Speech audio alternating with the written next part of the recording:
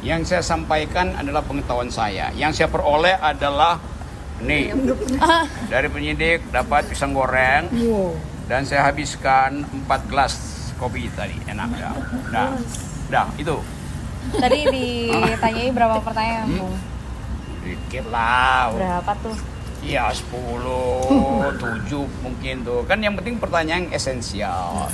Dan saya diminta untuk memberi kesaksian terhadap keahlian saya tentang metodologi yang dipakai oleh Dr. Tifa, yang dimulai dari kuriositas beliau sebagai akademisi, lalu fakta dikumpulkan, lalu mulailah untuk menguji kausalitas antara kapasitas seseorang yang mengaku insinyur dan penampilan narasi publiknya, apalagi dalam bentuk kebijakan. Kan itu fungsi dari peneliti itu.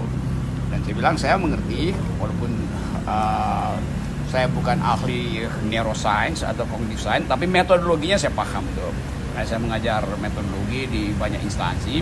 Jadi terlihat bahwa Dr. Tifa sudah memenuhi semua, sebut aja, persyaratan prosedural akademis, dan itu tidak ada yang dia tutupi. Kan diperlihatkan di dalam buku yang berjudul tadi saya sebut, bukunya benar nggak, White, Jokowi's White. Ya. Jadi buku itu yang harusnya dibaca, bukan sensasi di Twitter, di sosial media, itu kan beda dong. Jadi itu intinya. Oke? Jadi penelitian yang dilakukan oleh Dr. Tifa ini tidak menyalahi prosedur, tidak ada unsur pidana. Bukan tidak menyalahi, sesuai prosedur, jangan bilang tidak menyalahi. Oke. Yang ada pidananya di situ orang neliti. Oke. Bahkan kalau kasus ini belum selesai ya teliti aja terus kan. Tapi penyidik sendiri menyadari nggak sih, Bung, kalau dia mengetahui batas antara penelitian akademik dan juga tindak pidana? Penyidik itu menyidik, yang harus nerangkin saya.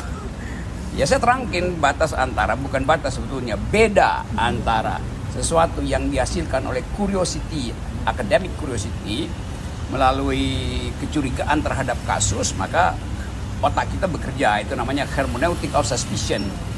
Kita mencurigai secara hermeneutis, bukan mencurigai secara sentimen, gak ada urusan kan soal personal dengan Pak Jokowi. Jadi betul-betul Dr. Tifa melakukan prosedur akademis untuk meneliti sesuatu yang jadi isu publik.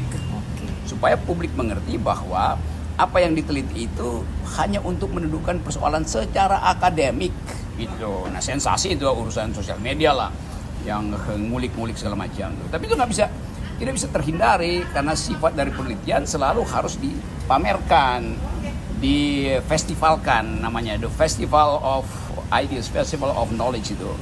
Tetapi publik menangkap bagian yang sensasi aja, nggak ada soal. Kan kalian tuh yang bikin sensasi kan.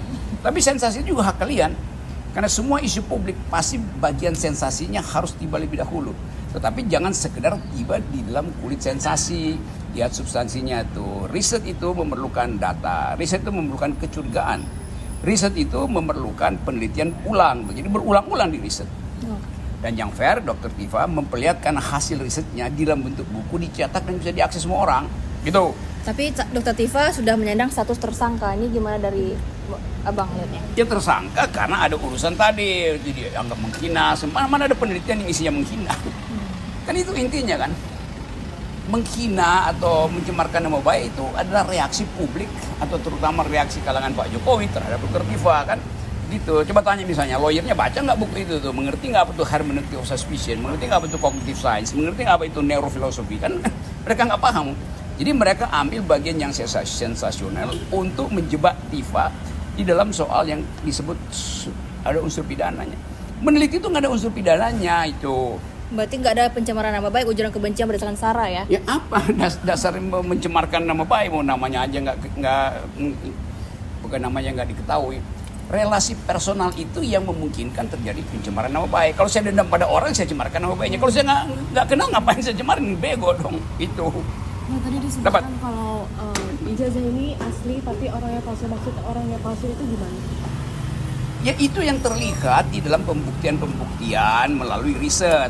Jadi itu hasil riset, bukan hasil omong-omong. Kan tadi menyarankan restoratif justice ya dengan adanya pidana ini, ya? Enggak sih, enggak ada urusan dengan restoratif. Saya hanya urusan dengan metodologi ansih gitu. Tapi karena sudah menyangkut pidana, penelitian diarahkan ke pidana gitu. Ada dari Bang Rocky untuk menyelesaikan dengan cara damai. Enggak, saya hanya berurusan dengan metodologi. Urusan perdamaian itu urusan apa? Itu urusan akhirat. Kedamaian itu kan urusan akhirat gitu. Udah. Cukup sih. Aman kan semua? Aman. Oke. Salam buat para pemret ya. Oke ya. Oke, makasih Ya, Bang. makasih, Yep. Bung. Bung, aku filsafat. Download Tribun X sekarang. Menghadirkan lokal menjadi Indonesia.